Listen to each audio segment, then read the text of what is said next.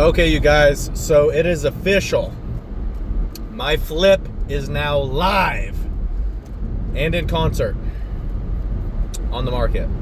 So I just want to do kind of like a sweeping walkthrough of how it all went down. So, first and foremost, a partner of mine, we were looking for a property to flip. And we were looking at everything, on market, off market, foreclosures, REOs, auctions, whatever, right? Or anything if we can make it make sense. And we found something on an auction website called Hubzu. Hubzu is a auction bidding site where you can buy foreclosed properties. So banks already own them, you are buying them from the bank, but they're on market with an agent. So we did that. We ended up, and it was a bidding process. So bidding started at like 200. We ended up getting it for 265. We immediately, negotiated $10,000 off after we walked the property, which they said, sure, that's fine. So we ended up getting it for 255. However, since the bank had a real estate agent involved, we ended up having to pay to buy this thing, right? Because the bank doesn't want to pay for their own agent; they want us to. So, and that was agreed upon. We understood that, so we ended up buying it for $255. But our all-in price to close, after paying real estate agents and title fees and all that other stuff, was around $270 or $275. So the reason why we bought this property is we thought it should sell for around $500,000. So we're picking it up basically at 50% of actual value, right? We bought it for almost $250, $270. So, 60 cents on the dollar, which is a pretty good deal. And we thought it would sell for $500. Our sentiment has changed since we bought the property a month and a half ago.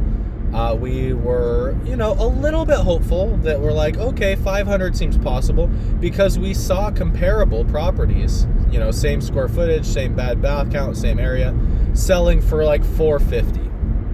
So we're like, okay, and not fully flipped, not even really updated, just lived in. So like regular houses on the market, not flipped, not really updated, not great staging, sold for 450. So we thought to ourselves, well, if we fully flip a property and make it look amazing and stage it, we should at least be able to get an extra 50K, right? Like new sewer line, new roof, new windows, like that's got to be worth something to somebody, right? So that's kind of our thought process. That's how we got to 500 as our number. So we thought that after we fully renovated this property, because it was built in 1908, so it needed everything except for new electrical and new plumbing. Lucky for us, at some point in time in the last 30 years, somebody had gone through and modernized that. So that was good. And that's really what made us feel comfortable moving forward on this deal, is there wasn't any major foundation issues. The plumbing and the electric was fine. So it was just kind of like the roof. It wasn't like minor things. These were all very, big things. We expected the sewer line to be bad because we tried to do a sewer line scope and we only got like 20 feet out. So we assumed that it was bad, and it was. We assumed that would cost us $15,000 because we're scrappy, and we ended up only paying $13,500. Shout out to our sewer line guys. Appreciate you. Anyways, so yeah, new furnace, new AC, new hardwood floors, windows, sewer line, roof, everything, right? But we also had some unexpected expenses, right? So there were some sections of the siding that literally just was too expensive to save. We would have had our paint prep crew spending days trying to get the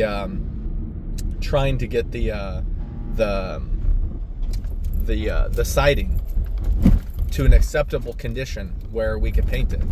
So we just decided as a team, we're like, you know what, let's just replace that siding. And it ended up being like $1,250 worth of siding because we had to match what was already there because we didn't want to re-side the entire house.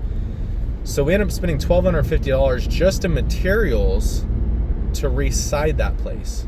So that, in combination with the paint prep and all, because, you know, again, it wasn't new siding, so we knew we were going to have to spend more time and money on the paint prep to try to save money on replacing the entire siding, which in hindsight might have been a mistake because it ended up costing us like $5,000, right, between the materials and the labor and the prep time and all of the, you know, the caulking and the sanding and the paying of people.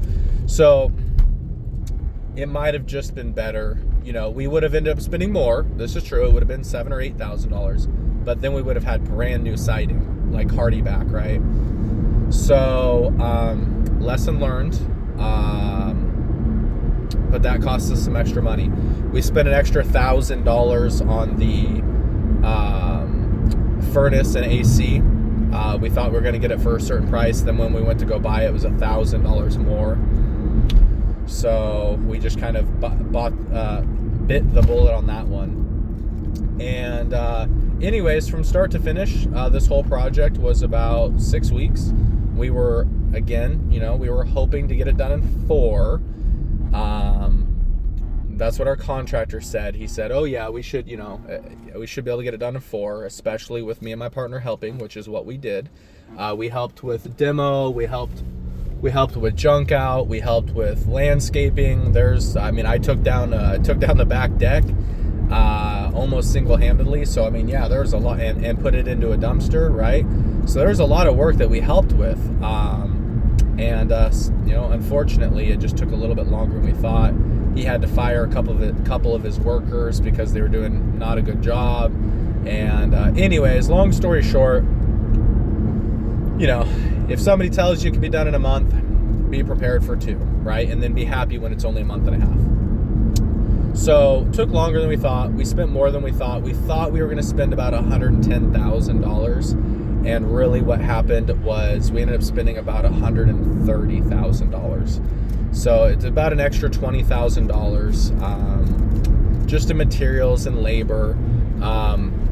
One big thing that we messed up on our initial assessment is that we forgot to include a brand new fence. We knew we had to do the fence, and we were expecting to do the fence. We were hoping we could talk the neighbor into paying like half of it, which they refused. So anyways, we ended up having to do a fence, but it didn't make it onto our first budget.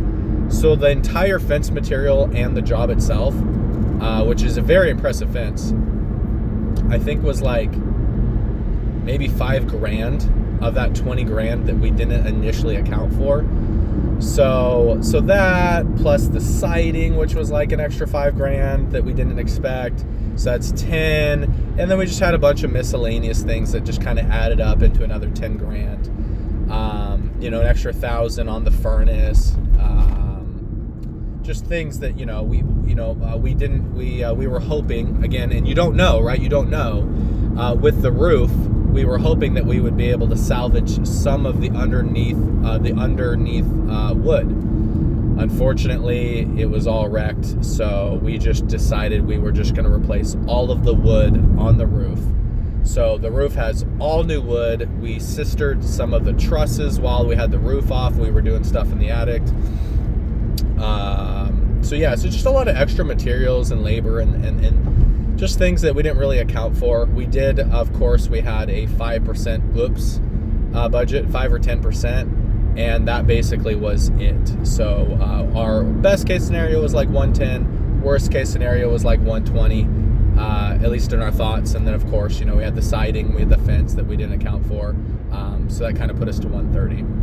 So that puts us at an all-in price with our hard money, with our closing costs, with our realtors, with the title company, all of that stuff combined. We thought we were going to be all in for around 410, and then we would split a $90,000 profit, right? Sell us for 5, we're all in for 410. You know, we spent $130,000, so we thought, okay, we'll make 90 off of that. It's not, you know, 1 for 1, but still 90 is not bad. It means we each walk away for, you know, with almost 50K, like 40K, and we didn't really have to do too much work. Like we didn't have to do anything we didn't want to do, or we weren't willing to do. So, you know, so we thought that was a pretty good deal. Well, obviously our material and labor costs ballooned a little bit. So now we're closer to like 440 as an all-in price. So we went from like 410, 420 to 440. You know, another thing we didn't account for is Amazon purchases, because we got light fixtures and plugins and all these things. I think we really kind of made a mistake on not counting up all of the little Home Depot and Amazon purchases, like a Ring doorbell, $50, light fixture, $80, bathroom mirror, $89, right? So it just kind of adds up over time. So that's kind of how, you know, and of course we had a down payment to our hard money lender. So like we're all in for 440. But of course, you know, the money that I put for the down payment, we bought it at like 270. We put a down payment of, I think, like 25 or something like that, like 10%. So like 27. Anyway, so now we owe the lender like 255. So out of the sales price, right? Let's say it, and again, it just hit the market, so it could sell for 5. We listed it for 485. Just hoping to get some extra attention, to be off of that 5 number, to get some extra attention, maybe get a couple people to bid it up, or at least we could get a really solid, quick, hopeful, you know, 485 purchase price and just be done with it. So we'll see what happens. This hasn't even been on the market a full day yet, so I really can't speak to anything. I'll probably look back at this video, you know, a month from now while we're still on the market and just be like, wow, we really missed it. We were way wrong. It ended up selling for 450, even though we did all this work, right? But yeah, so our break-even price is like 420, right? Because I put a down payment to the hard money lender, so we don't actually owe the full 270 that we bought it for. We owe like 255 or 260, something like that. I can't remember exactly, but somewhere in there. So, you know, whatever it sells for, minus the hard money loan, minus all the money we put into it, you know, I would say we're still hopeful that we'll walk away with, you know, at least each of us making, you know, $20,000 to $30,000 each. Again, not a huge win, you guys. Really, not a huge win for the amount of like effort and the amount of money that went into the deal. But here's the deal, right? This is the way I look at it, and maybe I'm wrong. Other flippers who have more experience and who are much better off than me would probably never do this deal. The reason why we did it is, 1, we were looking for a deal, right? And 2, and most importantly, where else could you make $30,000 in a month or 2, right? And it wasn't even us doing the work, right? Like, we subbed out 90% of that.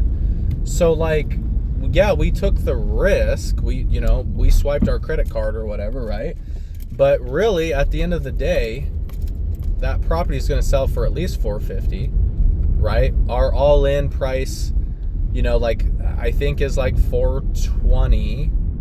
So, okay, you know, worst case scenario, we take a huge L and we each walk away with $15K. Whatever, you know, that's fine.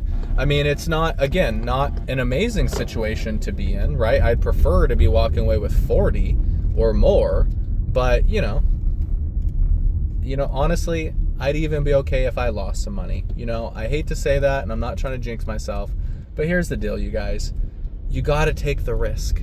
You got to take a chance, right? And if you don't take a chance, you're never ever going to make any money. So even if I lost money, it's a great learning experience. I got to show you guys exactly what I did wrong. I got to learn for myself. I got to learn from, you know, all the negative comments that people would give me on social media. So I'm going to wrap this up. Obviously, you know, we don't know what it's going to sell for just yet. But I'm going to get out of here. I got a door that I need to knock, and maybe I can make money doing that. So anyways, I appreciate you guys. We'll see what happens. Thanks for sticking all the way to the end to see, you know, how this flip goes, and let me know if you guys want me to do a full interior video walkthrough, and I can actually point out, hey, this hardwood floor costs this, the kitchen costs this, the windows cost this. I might even do that just because I like to hear the sound of my own voice. Okay, you guys, talk to you later.